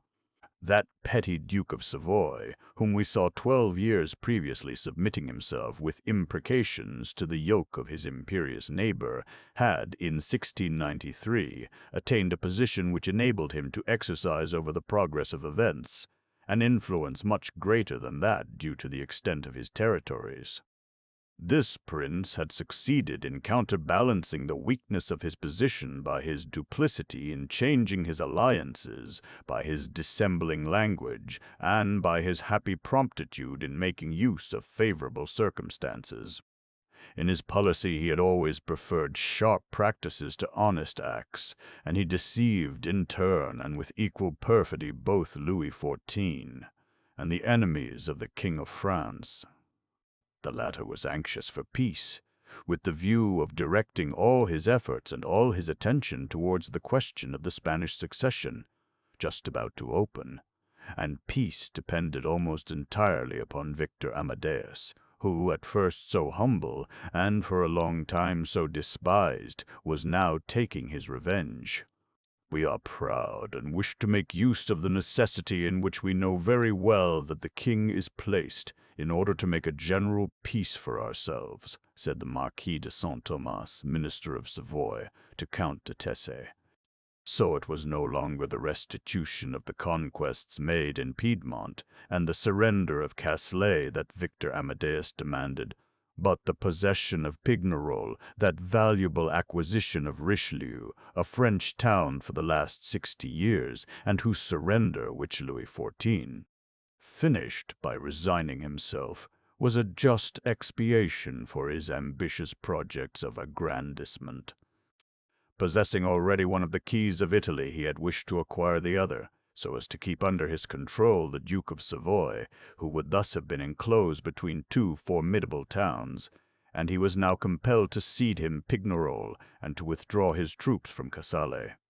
Matthioli, who had played the principal part in the early negotiations relating to the latter place, suffered in the obscurity of his prison the consequence of this sudden change in Italian affairs, since he was one of the 3 state prisoners whom the King of France caused to be transferred from Pignerol to the Isles Sainte Marguerite, March 19, 694. Not that his name was then mentioned. After the dispatch of December 27, 1693, concerning what he had written on his coat pockets, he was no longer named. Indeed, it was more than ever necessary to hide from everyone this victim of an audacious and inexcusable offense against international law, the discontent of Europe against Louis XIV. Being extremely strong and the interests of his policy requiring him to calm it at any price, it was then especially essential to cover with impenetrable mystery an existence which recalled at once the menacing ambition, the audacity, and also the defeat of a great king. So there have, perhaps, never been so many minute precautions imposed for a journey of this nature. At the same time that Laprade was receiving the most circumstantial and precise instructions with reference to the transfer, the Marquis d'Urlaville, governor of Pignerol, and the Count de Tesse, commanding the French troops in that place, had orders to furnish escorts and advance all the money required for the expenses of the journey. Tesse was instructed not to inquire the names of the prisoners, and to absolutely overcome every temptation to a dangerous curiosity. The following unpublished dispatch is a proof of this. Turin, March 27th, 1694. I do not reply to you concerning that which you have done me the honor to write me with your own hand, with reference to the prisoners of the donjon, except that I shall conduct myself according to your orders and instructions with the greatest secrecy, entire circumspection, and every possible measure for the security of these prisoners, without having the slightest temptation to the least petty curiosity. But, no matter how great the precautions taken may have been, no matter how reserved from that date Barbezieux and Saint-Mars may have shown themselves in their dispatches, these still disclose something, and, fine as may be the thread which will permit us to follow Matthioli to his death, it is nevertheless visible. The prisoners delivered over by Lapré to Saint-Mars were old captives, whom the latter had already had in charge at Pignerol. This is clear, first, from a dispatch dated January 11, 694, in which the minister asks Saint-Mars the name of one of Laprade's prisoners who had just died. Second, from the conclusion of the first dispatch, announcing to Saint-Mars the approaching arrival of the prisoners at Pignerol. I do not inform you of the number, persuaded that you know it. Third, from that significant phrase which we have already quoted from the second dispatch relating to the transfer of these prisoners. You know that they are of more consequence, or at least one of them, than those who are now at the islands, and you ought to place them by preference in the surest prisons. Now it is quite certain that we may remark, too, that it is in Villebois' care that he leaves him, Villebois who, with Catinat, had been charged with the mission of arresting Matthioli on the road to Turin. When Villebois dies, it is another of Saint-Mars's confidential lieutenants, the Sieur de Laprade, who is sent from the islands to command in the donjon of Pignerol, consequently Saint-Mars, and this is an essential point to establish, did not cease to be acquainted with Matthioli's fate, and it is his own lieutenants who have replaced him for a time in guarding this prisoner. We have shown in the preceding chapter the evident obscurity of the insignificant prisoner brought by Saint-Mars from exiles to the Isles Sainte Marguerite. His furniture and effects are only worth 13 crowns. His gaoler leaves him without scruple. He is designated as a crow. A new prisoner, of more consequence than the others, arrives at the islands. From that moment Saint-Mars does not quit them, but immediately imagines fresh measures for the safety of his prisoners, which the minister approves, July 20, 694. It is about this period that we find in the official dispatches the name of the Sieur Favre, whom the most unquestionable tradition represents as having been chaplain of the prison at the time that the man with the iron mask was confined there. Barbezieux, who previously had not been troubled with this anxiety, all at once thinks of what would happen if Saint-Mars should fall ill, and, with anxious solicitude, inquires immediately what would be done if this should occur.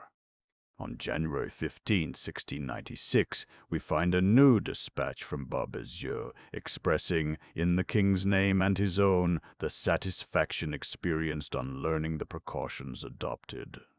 On October 29, 1696, the minister causes the locks of the donjon of Pignerol to be sent to the Isles Sainte Marguerite in order to render the confinement of the prisoners more secure. But there follows a dispatch more significant still. Its existence was longer believing in it and by rejecting it altogether. Nevertheless, it exists, and I have reproduced it in Chapter 5. It concludes thus, without explaining yourself to anyone whatever about what your old prisoner has done.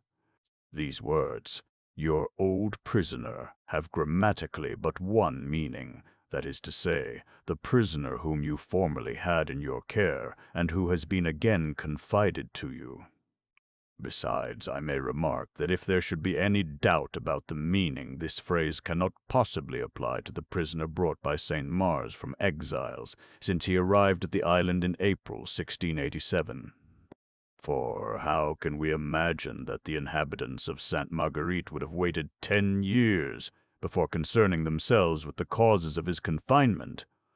This curiosity of the inhabitants of the island, this astonishment, the prime origin of the legend which became current in the district, is very naturally explained by the arrival of the prisoners from Pignerol, surrounded by a strong escort guarded by St. Mars's confidential men, placed one at least in the most secure prison, and the importance of whom was attested by the preparations, repairs, and purchases executed at the time by St. Mars.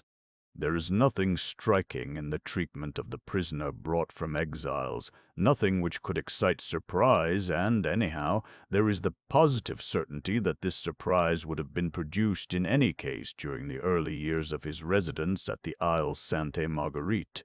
Pignerol was restored to the Duke of Savoy a short time after the arrival of the new prisoners at the islands. I have carefully looked through all the dispatches exchanged between Le Mothe-Guerin, St. Mars's successor at the islands, and the court of Versailles during the 10 years 1698 to 1708, which followed the latter's departure for the Bastille. Not one of them contains the name of Matthioli, or makes mention of an important prisoner left behind by St. Mars. Matthioli was still at Pignerol on December 27, 1693, a few months previous to the transfer of the 3 prisoners to the Isles Sainte-Marguerite. They were all old captives formerly in the care of St. Mars. The latter, we have seen, was ignorant of the causes of their detention, save of Matthioli's alone. The logical conclusion of our preceding remarks is, therefore, that these words, without explaining yourself to anyone whatever about what your old prisoner has done, are applicable to what the government of Versailles termed the treason of Matthioli. If this be admitted, and we trust that our readers will have no doubt with reference to it, if it be admitted that the dispatch of November 17, 1697, is applicable to Matthioli, the only prisoner, we must again repeat, whose crime St. Mars was acquainted with, the identity of the man with the iron mask is established. On March 1st, 698, Barbezieux offers St. Mars the nomination to the governorship of the Bastille. He accepts this offer and, on June 17, 698, the minister replies, Versailles, June 17, 698. I have remained a long time without answering the letter which you have taken the trouble to write me the 8th of last month, because the king has not explained his intentions to me earlier. I shall now tell you that His Majesty has seen with pleasure that you are determined to come to the Bastille in order to be its governor. You can arrange everything so as to be ready to leave when I shall write to you, and bring your old prisoner with you in all safety. I have agreed with Mons, Saumery, that he shall give you 2,000 crowns for your expenses in moving your furniture. The 19th July following, Barbezieux wrote again, Marly, July 19, 1698, I have received the letter that you have taken the trouble to write me the 9th of this month. The king approves of your leaving the Isle Sainte-Marguerite to come to the Bastille with your old prisoner, taking your precautions to prevent his being seen or known by anyone. You can write in advance to His Majesty's lieutenant of this chateau to have a chamber ready to place this prisoner in on your arrival. We thus find in the 2 dispatches sent to St. Mars on the eve of his departure for the Bastille, at that very important moment when he is about to commence his journey across France, these same characteristic words, your old prisoner. This is not all. What I have termed the perfect agreement, the exact correspondence between the prisoner who entered the Bastille, September 18, 1698, and Matthioli, is rendered more complete and more exact still by the only document concerning the man with the iron mask, besides dispatches, which has as yet been admitted without controversy, viz. Dujonca's journal. If we refer to chapter 13, of the present work, we shall perceive that he too terms the prisoner who accompanied St. Mars, his old prisoner whom he had at Pignerol. At the Bastille he was called merely the prisoner from Provence, because it was in Provence that he was confided to St. Mars, and Dujonca is none the less exact in terming him the old prisoner from Pignerol, since Matthioli had been 2 years at Pignerol under the care of St. Mars. Of all the captives of whom St. Mars was the gaoler, Matthioli is thus the only one who reconciles the two apparently contradictory features of the man with the iron mask, whom an undoubted tradition represents as having been brought to St. Mars at the islands, and whom indisputable documents show to have also been imprisoned at Pignerol. The general error has been to represent the Iron Mask as going from Pignerol to exiles, the name of which was never mentioned by Dujonca, and not to pay sufficient attention to this fact, viz., that tradition, as well as rare contemporary documents, assign only 3 prisons, and not 4, to the mysterious captive, Pignerol, the Isles Sainte Marguerite, and the Bastille. Chapter 24. The use of a mask, formerly very general, frequently adopted for prisoners in Italy, its employment not difficult in the case of Matthioli. Origin of the legend of the man with the iron mask. As to the transmission of the secret from king to king, Louis XV and Louis XVIII. How it is that the dispatches which we have quoted have remained unpublished concerning the silence of Saint-Simon, Dujonca, Tolles' objection, Louvois' harsh language, Matthioli's age, concerning the name of Marchioli, order for Matthioli's arrest, arrival of the Duke of Mantua in Paris, conclusion. But what about the mask?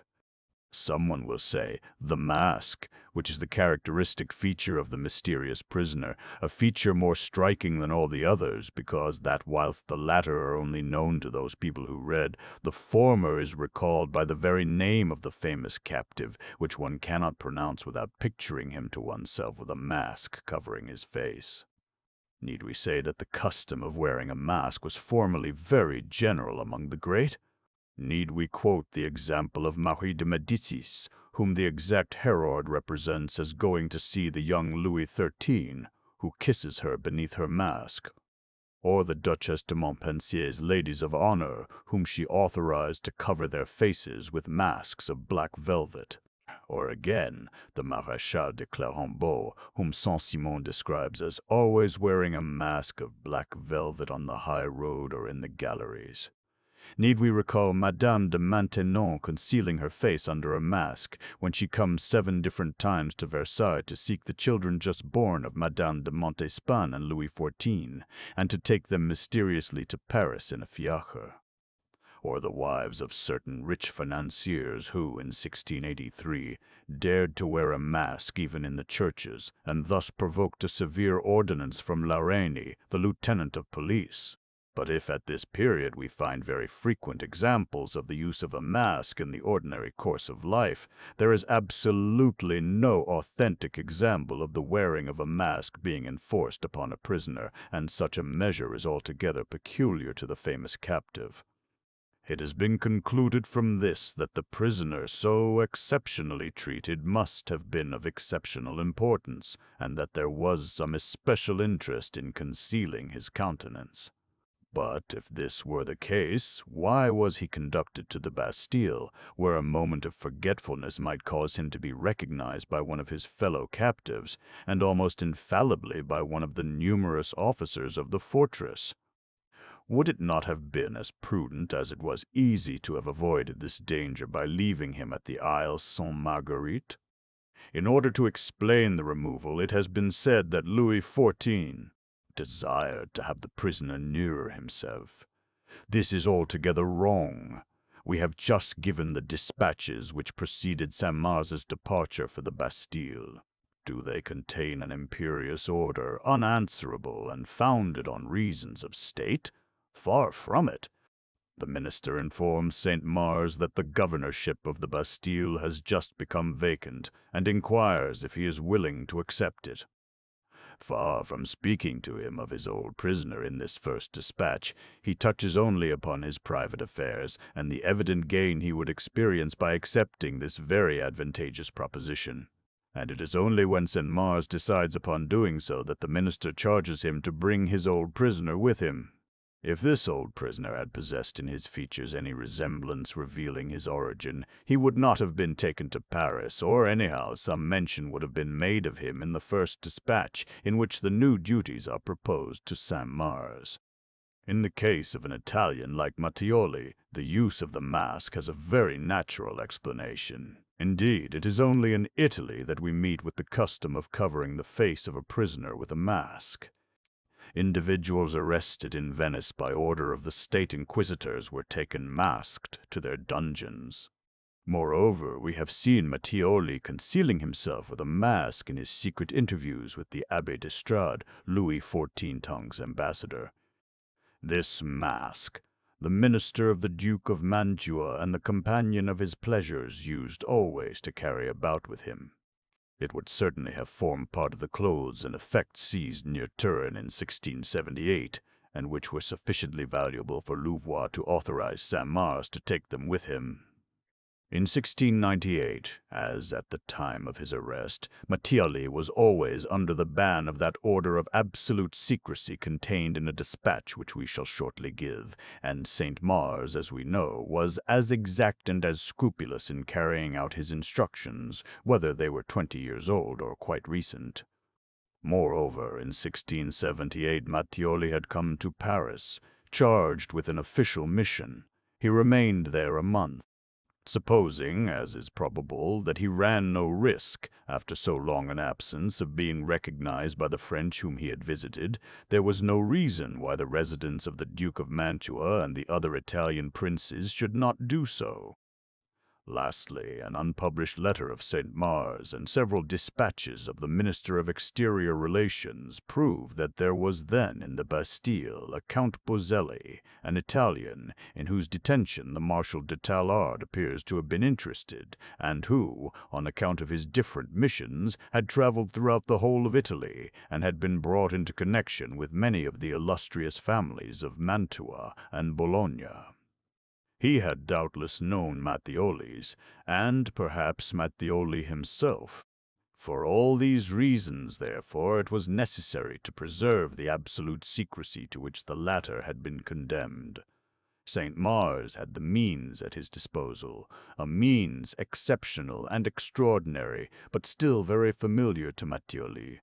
His face was therefore covered with a mask, and if this peculiarity was so striking to the people at the Bastille, it was principally on account of the prisoners arriving there with the new governor, and because their attention was already excited by the expected arrival of Saint-Mars, preceded probably by a reputation for rigorous severity, and awaited, anyhow, with that impatience to meet a new chief which all subordinates display. It is this which has contributed to render so strong in Du Junca the impression of surprise which we meet with in his ingenuous journal. He has communicated this impression, thus received, to other officers of the Bastille. The mysterious memory of it is at first perpetuated within the walls of this formidable fortress. It would still have been talked about during the first half of the 18th century, when many men of letters were imprisoned there. These last have certainly heard the tale which, after its passage from one mouth to another, still contained a little of history and already much of legend.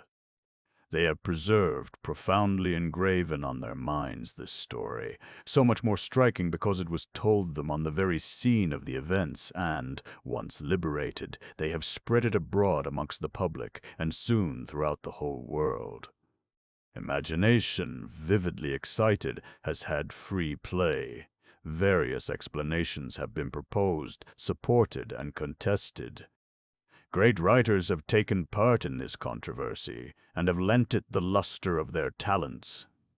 With the view of stimulating public curiosity, people have amused themselves with adding to it much that was extraordinary and marvelous, and thus the story of the man with the iron mask has by degrees left the grave domain of history to enter altogether into the seductive regions of fiction.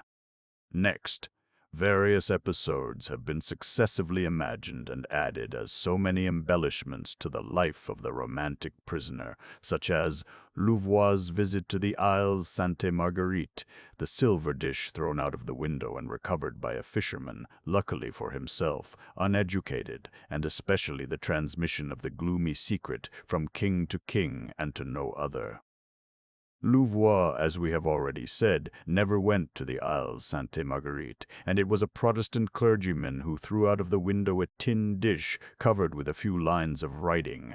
As to the transmission of the secret, which thus became, to a certain extent, an attribute of royalty, nothing proves that this ever took place when it was possible, and it is indisputable that it has not always been so. No doubt Louis XIV, on his deathbed, had a private conversation with the Duc d'Orléans.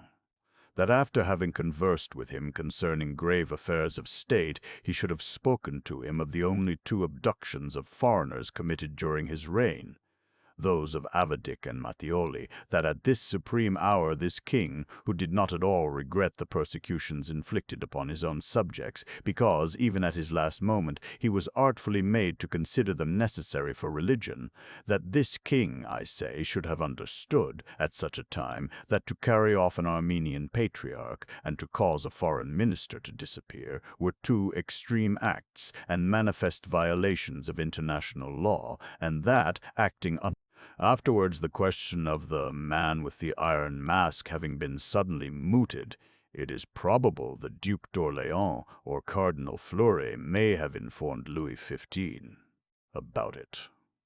All the replies of the latter, when questioned, tend to confirm the opinion we have just established by the examination of the dispatches, and are perfectly applicable to Matthioli.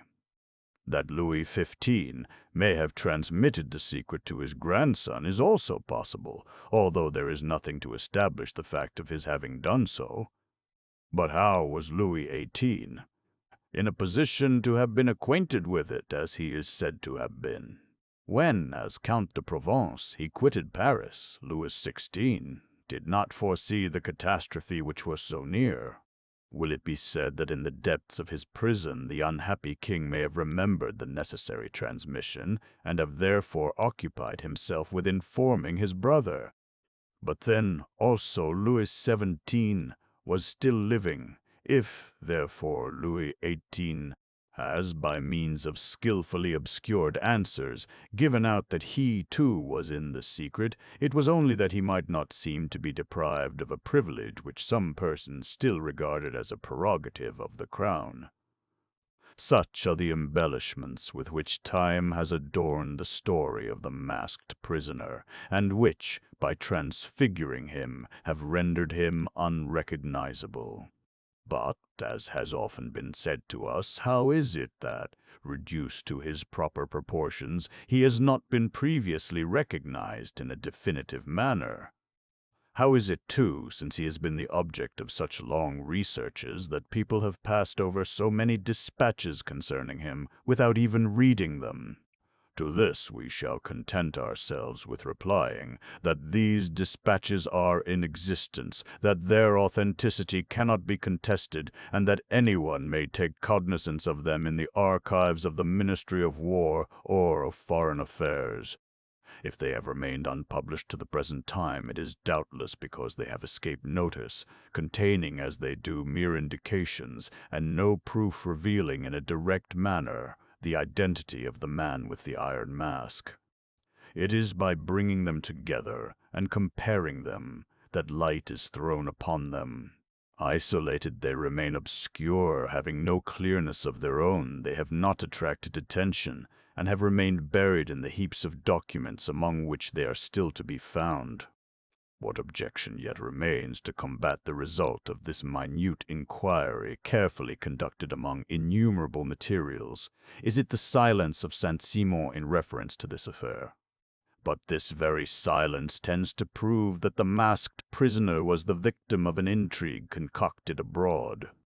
This immortal writer has, indeed, thrown light into the most secret and obscure recesses of Louis XIV's court. None of its hidden wretchedness, none of its most secret intrigues, nothing concerning the interior of the kingdom has escaped this self-constituted observer.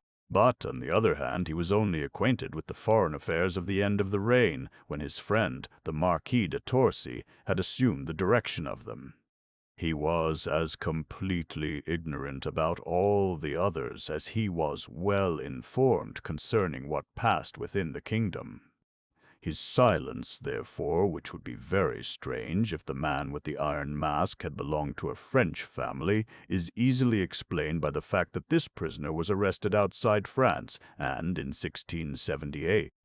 Will it still be maintained that the slight importance of a minister of the Duke of Mantua is incompatible with the care that Du Jonca took to prepare the chamber in the Bastille for the man with the iron mask, when in the curious manuscript notes which we have found in the archives of the arsenal, Du Jonca himself states that on the arrival of a prisoner it is necessary to take care to have given and brought to him all that is essential for the furnishing of his chamber, paying very dearly for it to the governor's upholsterer, or else to the Maîtresse d'Hôtel. Is it still possible to draw an objection from the silence concerning Matthioli preserved in the dispatches addressed by the minister to St. Mars during the years 1680 to 1698, now that we know that Matthioli, contrary to the opinion admitted up to the present time, had remained at Pignerol and was only restored to St. Mars a few years before the latter's departure for the Bastille? People have often spoken of the severe treatment of which Matthioli was the object, and the harsh expressions used with reference to him by the minister. But if there was indeed for a long time a certain harshness in Louvois' language, the dispatches of the Abbé d'Estrades explain it. This harshness was caused by the cruel disappointment experienced by the minister when, notwithstanding Matthioli's promises, the original of the ratification of the Treaty of Casale could not be found among his papers. Previously to this, Catinat had written to Louvois, Monsieur de Champmars treats the S. de Lestang very kindly so far as regards cleanliness and food, but very strictly in preventing him holding intercourse with anyone. Later, especially after the execution of the treaty, the old grievances disappeared, and if an incessant surveillance was maintained, useless severity was dispensed with. Moreover, these harsh, coarse, and painful expressions were only too familiar to Louvois, and in some of his dispatches he has scarcely shown himself milder with reference to Fouquet and de Lauzun. Lastly, Voltaire declares that he had heard from the Sieur Marsolan, the son-in-law of the apothecary of the Bastille, that the latter, a short time previous to the death of the masked prisoner, learnt from him that he believed himself to be about 60 years old.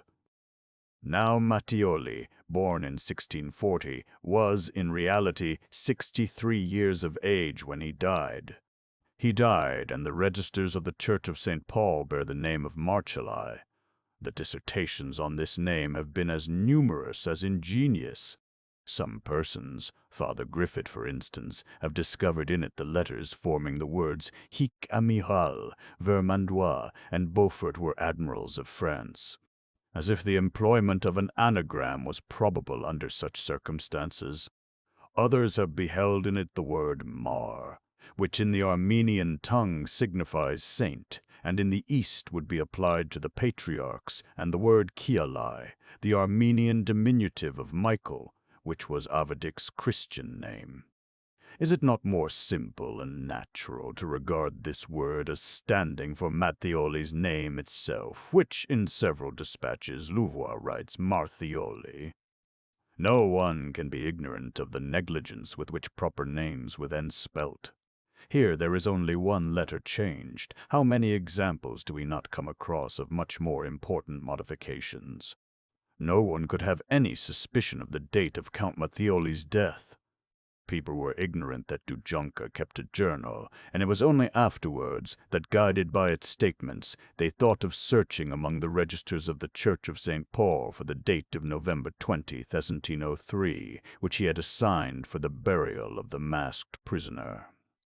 But it must at least be admitted that at the time of this burial there was nothing which could serve to attract attention towards the registration of November 20. Moreover, all danger of his imparting any confidence, all fear of a revelation of an odious violation of international law, had disappeared with the possessor of Louis XIV's secret, with the victim of this violation. To inscribe his name upon the register of an obscure church, where no one had the means of seeking for it, was therefore natural and presented no danger. Everything that was essential or indispensable had been done. The abduction was accomplished with the greatest mystery. Matthioli's presence at Pignerol, and afterwards at the islands, was known only to his gaoler, his name merely mentioned in dispatches which might be presumed to be placed forever beyond investigations, then this name disappearing in its turn, and every trace of the prisoner, as was believed, effaced by these means, his changes of prison taking place with extraordinary precautions. All this would have sufficed to have rendered any researches useless, and to have prevented the complete identification of Matthioli if the archives at Versailles had remained impenetrable. Louis XIV's order was scrupulously executed, as will be seen from the dispatch which it is now time to give, and in which the King of France caused to be accorded to the Abbé d'Estrades the authorization which he had solicited. Versailles, April 28, 1679. The king has seen in your letter the confidence that Madame la Duchesse de Savier had imparted to you concerning Count Matthioli's perfidy. It is rather strange that, feeling himself guilty to such a degree towards his Majesty, he dares to trust himself in your hands. So the king thinks that it is good that he should not do so with impunity. Since you believe you can get him carried off without the thing causing any scandal, His Majesty desires that you should execute the idea that you have, and that you should have him taken secretly to Pignerol. An order is sent there to receive him, and to have him kept there without any person knowing about it. It will depend upon your skill to arrange a meeting, in order to speak with him in an unfrequented spot, and if possible, in the country. But in any case, if it is true that he has had the ratification of the Duke of Mantua, and should have it in his possession, it would be good to take him and make sure of him. It is not necessary that you should inform Madame la Duchesse de Savoy of this order which His Majesty gives you, and no one must know what has become of this man. Our task is ended. Can it be a matter for regret that the chief and necessary consequence of our researches has been to annihilate a creature of fantasy with a particularly handsome countenance, of lofty birth, and with an affecting destiny? Is not the charm of truth superior to all others? And if it has been vouchsafed to us to introduce it into these pages, if into a question where, as we have seen, everything was uncertainty, we have succeeded in throwing a little fresh light, why should we fear to have finished by dissipating that creation of popular imagination, that dubious and fanciful being who, it seems to us, ought not to excite so much interest as he who has really lived, and whose existence we can follow step by step? Whilst, in fact, an inevitable uncertainty must always be mingled with the attraction exercised by the former, whilst the pity and emotion experienced must ever be restrained by the impossibility of proving even his birth. In the second case, we are concerned with a misfortune quite as great, and this time real, with an individual much less eminent, but who has indeed existed, and who, condemned, like the former, to an unjust punishment, has really lived, suffered, and been persecuted.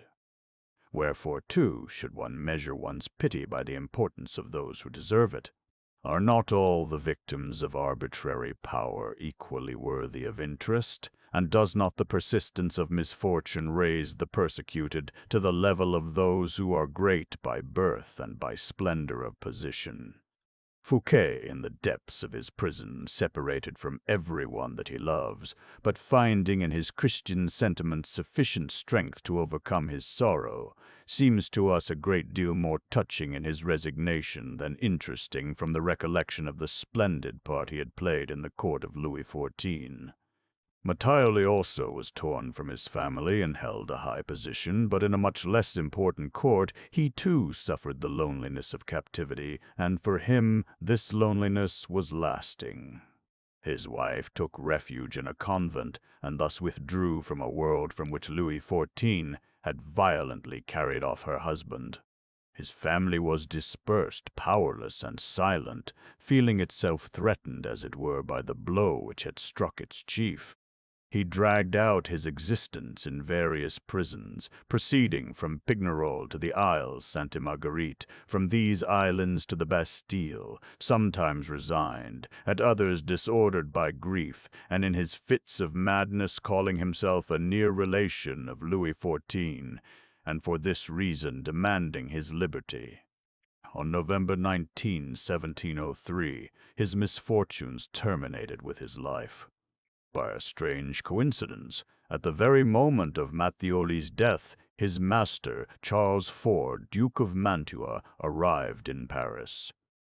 But he, who had abandoned himself more and more to Louis XIV, to whom he had sold one of the keys of Italy, and had recently delivered up Mantua itself, besides having several times permitted him to pass through his states in order to invade the peninsula, was feted as he deserved to be, and was received as a true Frenchman.